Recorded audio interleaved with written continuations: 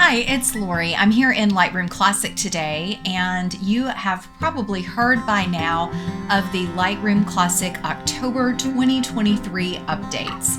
So today I thought I'd show you how I plan to incorporate some of the new features into my photography workflow. So let's jump in and get started.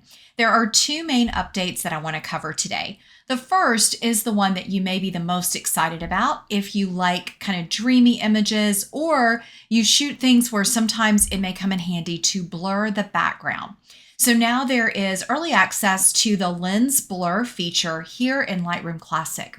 Previously, there really wasn't a good way to blur the background in Lightroom.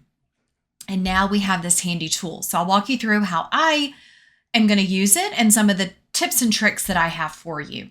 The second new feature is under Color Mixer. And so if you haven't played with it yet, this is a really, really good addition. It's called Point Color. So you have your standard color mixer here, but if you go to Point Color, you can grab the dropper, come over and select a very specific color and color tone in your image. It basically then creates like a mask. You can't see the mask, you can just see the color tone, and then you can come in and adjust that. So if there are other parts of your image that have that color, you do have a range and you can visualize it. So if we click that visualize,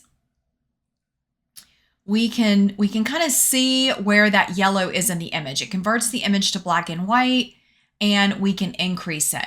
Now at this time, we can't mask it off. We can't do anything like that, but it does help you narrow down the color in your image, and you then can increase the saturation, the luminance. You could also change the color completely. Now, you may prefer to use color range, especially if you need to mask. So if you needed to do a mask and then do a color range mask, it's going to work kind of similar. I do find that this new feature is pretty handy when you just want to target a color and you don't want to really guess what that color is using the mixer. You can just come right over here to Point Color. All right, so let's go ahead and remove that, and let's go down and check out this new lens blur. So this is an image that I already shot really wide open. So it's at f2.8, and I intentionally wanted the background to be blurred, but I'd like to see what I could do to enhance it just a little bit more. Now to get started with editing this image, I am going to go ahead and bring down the highlights just a little bit. I want it to be a little bit moody and have a little bit more of it's a very soft white flower, but a little more of an ethereal look. All right, so the first thing you do is click apply. It's that easy. That's going to apply the lens blur. Now at this time, that's what you have to do. And then you have this amount slider. Now I expect at some point this may be available in our masking, but right now this is what it does. Now, what the system does is it creates this visual depth map, and it is looking at kind of what's in the foreground versus what's in the background. So if I slide this all the way over, you can see now it's blurred what's in the foreground. And all the way back over here, it is visualizing what's in the background. You can also click this visual depth if you want to see it, and it will show you where it is focused. You can move it and adjust it if needed. And you also have this option to do a target. Now, I don't find that this works that great. You can come over and tell it where you want kind of the focal range to be.